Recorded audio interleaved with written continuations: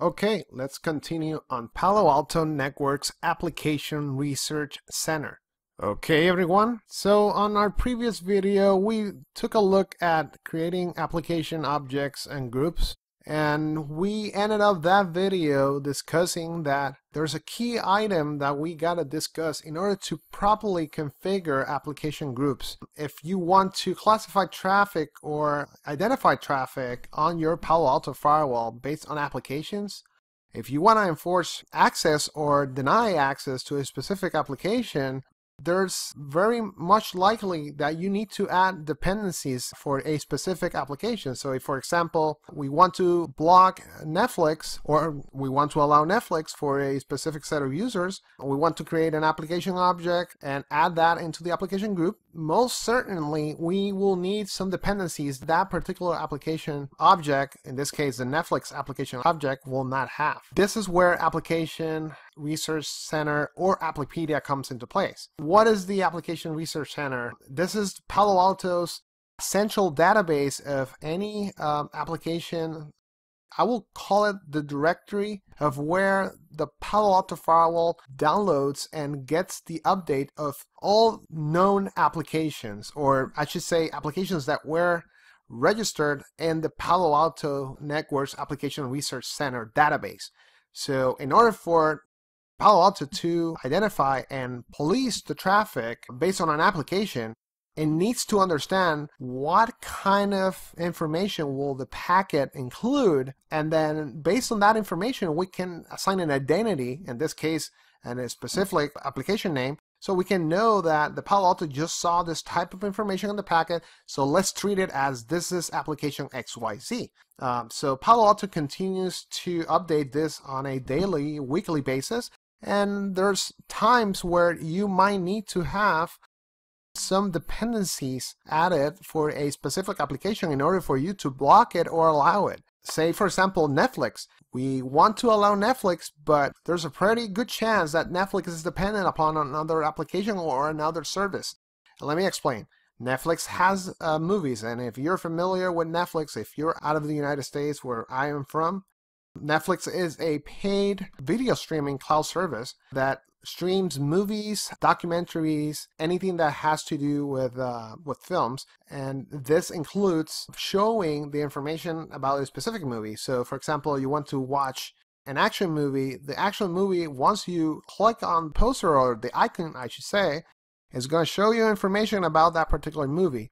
Well, that information may be pulled from another site that is not Netflix, but Netflix does not have that hosted on their data centers. It needs to query Google, for example. So if you create an application group for Netflix and you don't add Google as the dependency, Netflix might not be able to load, because it's going to say, well, I'm able to reach Netflix data centers, but I'm not able to reach Google to pull the information about a specific movie, so the application will basically crash or it will not even load.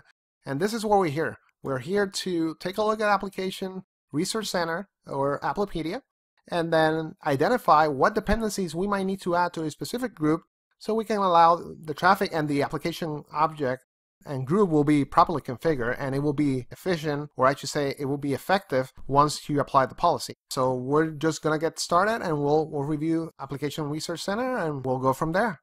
Let's go ahead and Applepedia, paloaltonetworks.com.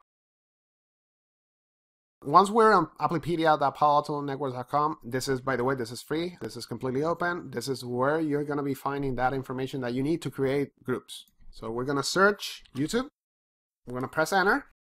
And sure enough, if you can see by just typing YouTube, there's so many dependencies of YouTube. So there's other websites that they use YouTube to show their content. So if, for example, you decide to block Quick or block those sites, for example, Flexwagon, Dailymotion, if you block it, but then YouTube is still allowed, they might not go to the website, but you might be able to access the videos. In our case, we see that we want to block YouTube. Okay, so YouTube, it's basically, this is the global object. Inside that object, you have every single dependency for YouTube. Okay, so let's go ahead and see. So right now we have YouTube, and this includes posting, which is collaboration, YouTube TV streaming, YouTube base. you're gonna see everything base. This is like the default or like the primary object for an application. But guess what? This is what I was talking to you about. Depends on other applications. So even though that you, for example, want to allow YouTube for certain individuals but block for everyone else, you gotta make an application group and not only add all those dependencies for YouTube, but also you need to add Google Base, because it depends on Google Base. And this is why Applepedia will be your best friend for this case. You're gonna find out what dependencies are needed to allow or deny YouTube. So in this case, it's telling us that it's Google Base. So now I know that once I add YouTube, I also need to add Google Base, right? So that tells me that Google Base is a must in order for YouTube to work properly. So let's go ahead and go back, and we're gonna add YouTube. We're gonna type YouTube, okay? And we're just gonna add this, which basically adds everything that is below the subcategory. So basically everything that is inside YouTube is gonna be added. So we're just adding YouTube. And then remember, we went to application, Applepedia. We then want to see what's dependent for YouTube. And then if you click base, it depends on Google Base. So let's go ahead and add Google Base as well. Oh, by the way, do we need dependency upon the other ones? Yes, but remember, I told you, everything that is base, everything that is dependent on the application, it depends on the base. So everything that's -base will be the base service that needs to be added in order for everything to work for that particular application. So in this case, YouTube -base will be your base application object that you need to add in order for everything to work. So we should be good. Everything is dependent upon YouTube Base, but then YouTube Base is dependent upon Google Base. So that's why you need to go to Applepedia, and they call it the Application Research Center, but I call it Applepedia. It sounds more cool. And then you find that information there, and for sure that you know that that policy is going to work because of dependency. So let's go ahead and add that. And we now know that we need to add Google Base. So basically we type Google, and we should be able to see that Google Base right here. By adding those two, now we can for sure know that this group is going to work properly.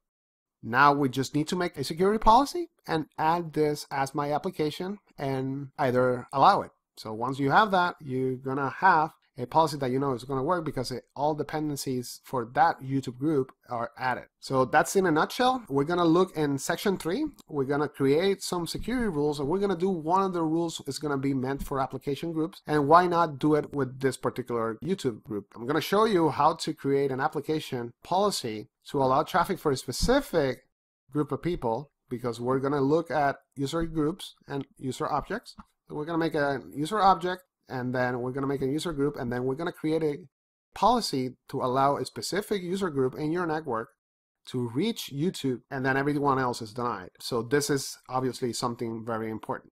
And what did we forget to do after we create something or we configure something on the Palo Alto?